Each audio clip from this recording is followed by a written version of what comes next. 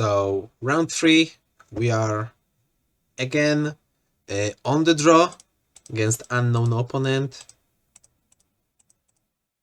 We open this hand, which is decent, not the best.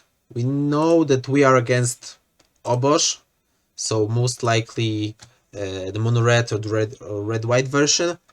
The Ragavan is not the greatest, but with like 2 removal spells, 1 draw spell, his hand is decent enough to be a keep because we already have 2 white sources. And this matchup is not about being as fast as possible, it's about being like dealing with their threats and putting our threats in good moments. I decided to cast Prismatic Ending first because I think that out of those two, it's a bit worse because Bolt can also like it can deal with Dashing Ragavan, and that's huge in this matchup. I think having the answer for it. If you draw a Lava Dart, it would be great, but that's not what happened. At this point, like, they have 1 untapped land, they only played Sacred Foundry, so most likely they don't have more 1-drops. I don't know how many they have in their deck, so I don't want to dash Ragavan. I played Mishra's Bubble, and just Mishra's Bubble because I don't want to be I don't want to do nothing if they have Dashing Ragavan, which like from now on is a threat because like they can cast all of the cards we have in our deck. Like not a lot of bad hits, I think. They revealed Light Up the Stage. This Lightning Bolt like was not the greatest usage of it, but I think that our opponent is doing the same thing that we are doing. They want to keep at least 1 land untapped to not be to not get like Ragavan. But that's not the case. They just cast Ragavan, so we just bolted it. We could have like looked once don't do it. Do it in our turn, and maybe if we will find Lava Dart, we could Lava Dart it. But I thought that our mana is too precious to like high roll like 4 draws in 50 cards. So I decided against it. I dashed Ragavan because like they have a lot of good hits in their deck.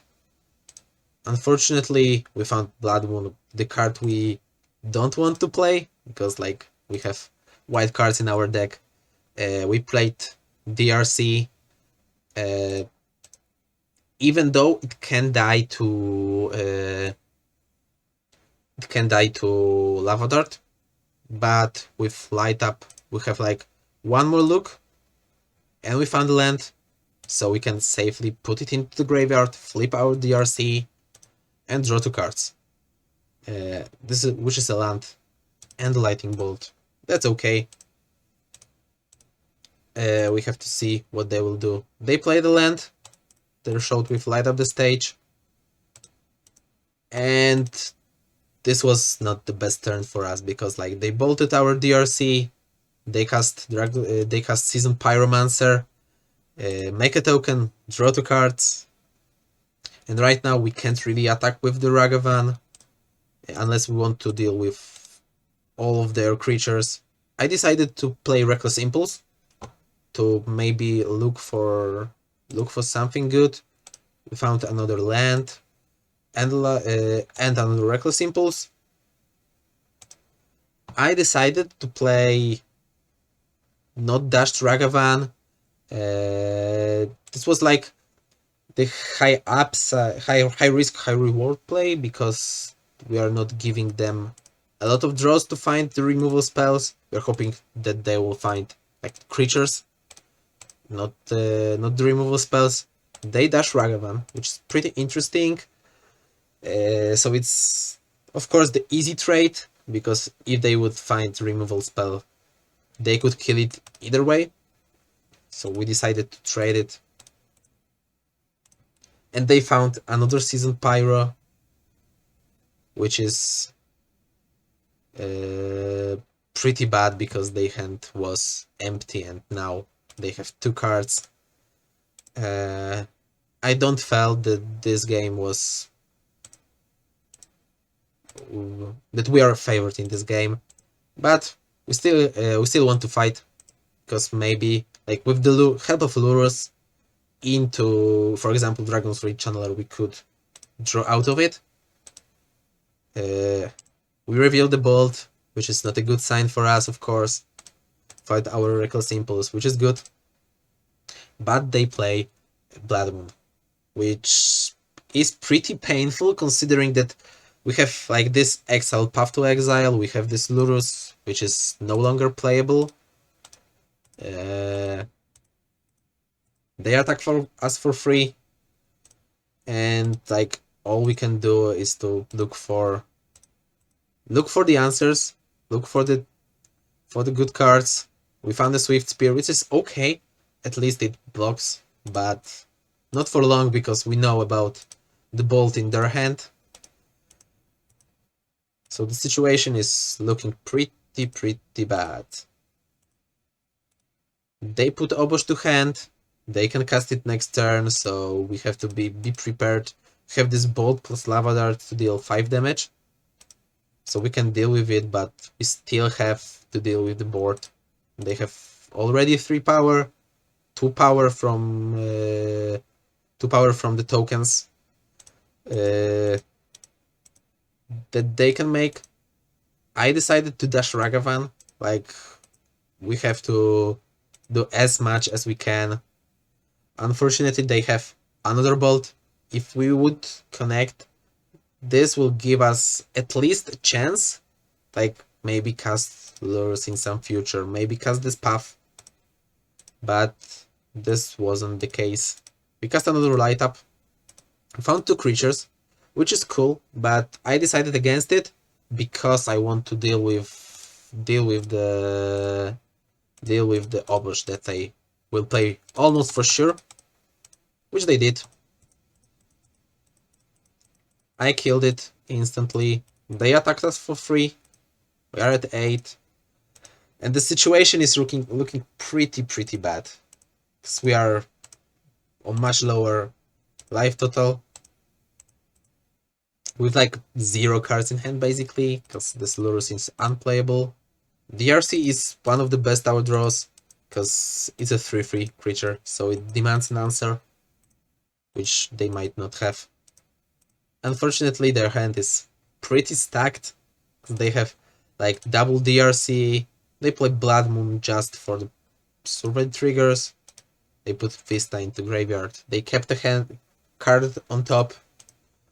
So right now, don't really see out to this game. We will have to like find a lot of bolts and darts in our top. They of course didn't block the DRC because they are the aggressor, and if we are dealing 3 damage, that's okay. They found Fury of the top, so that's basically nail in the coffin. Daily 6, we are at 2, and even with like the best draws we could have, we are dead. We didn't concede, like we want to eat at least a bit from their clock, but they just move to combat and we don't have really good blocks, and we have to like fight in post-bowl games. So game 2 of round 3 against red-white Obosh. I trimmed basically 2 cards only, Light Up and Snow-Covered Mountain. Like, I didn't know what really to cut, and I thought that 18 lands is okay. And I put in 2 core Firewalkers because protection from red. Of course, they can have prismatic endings to deal with it, but it's still pretty strong because it demands prismatic ending. If they don't have it, it's pretty big pain for them. We opened this hand.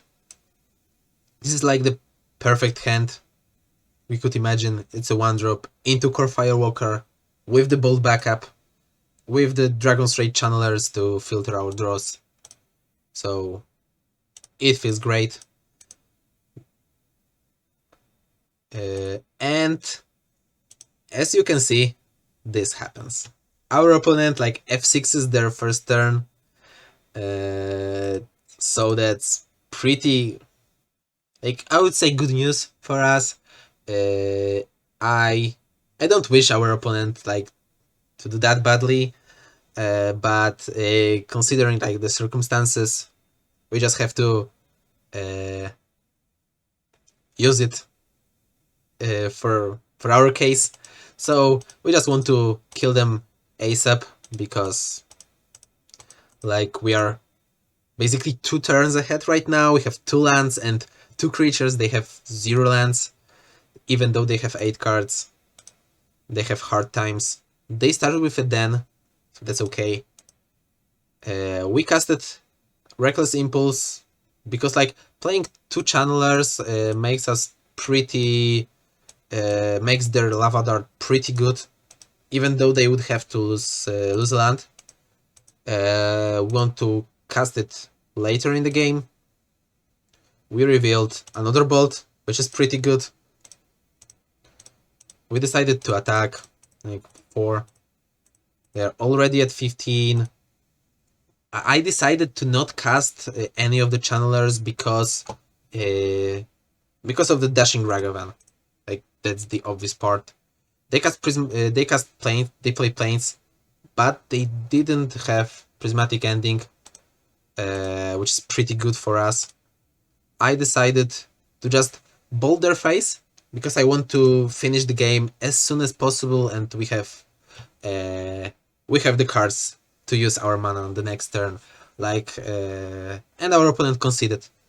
They just conceded because I think that they were tilted, and I fully understand that. It can happen to everyone.